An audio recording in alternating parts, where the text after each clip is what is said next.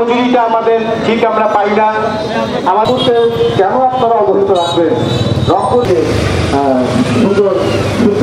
আগামী জাতীয় বাজেটে রংপুরের পক্ষে কথা বলার যেহেতু কেউ নেই, এই রংপুরের মানুষ বিগত সময়ে যে বৈষম্যের শিকার ছিল, একই বৈষম্যের রূপ আমরা আগামীতে দেখতে পাচ্ছি কিনা এটা আমাদের শঙ্কা জাগে।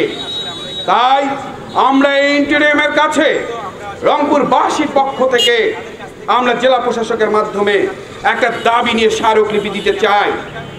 বিগত বছরের পর বছর, শাসনের পর শাসন রংপুরের মানুষের উন্নয়নের কোনো অগ্রগতি ঘটেনি, আমরা কোনো অগ্রগতি দেখতে পাইনি।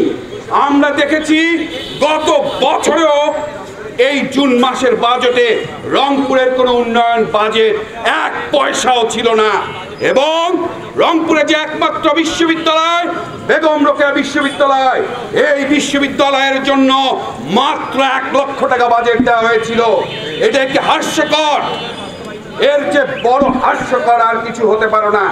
জাতীয় বাজেট হচ্ছে আসন্ন জাতীয় বাজেটে হচ্ছে আমরা বলছি যে বৈষম্যের ধারাবাহিকতা নয়, আসন্ন জাতীয় বাজেটেই রংপুরের জন্য পর্যাপ্ত বাজেট বৃদ্ধি করতে হবে। কারণটা হচ্ছে যে 71-এর পর থেকে রংপুরের প্রতি বিমাতাসুলভ আচরণ করা হয়েছে, রংপুরকে বারবার উপেক্ষিত করা হয়েছে, বঞ্চিত করা হয়েছে, এবং এই বঞ্চনার শিকার হচ্ছে রংপুর, যার উজ্জ্বল দৃষ্টান্ত এই বাংলাদেশের বাজেটগুলোতে আমরা দেখব।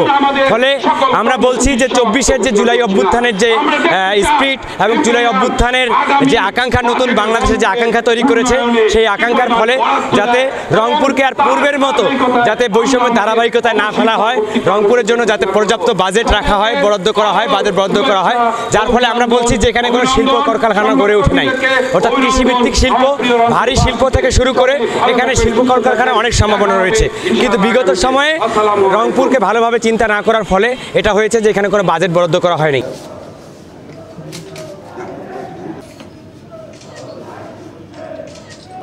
Thank you, sir.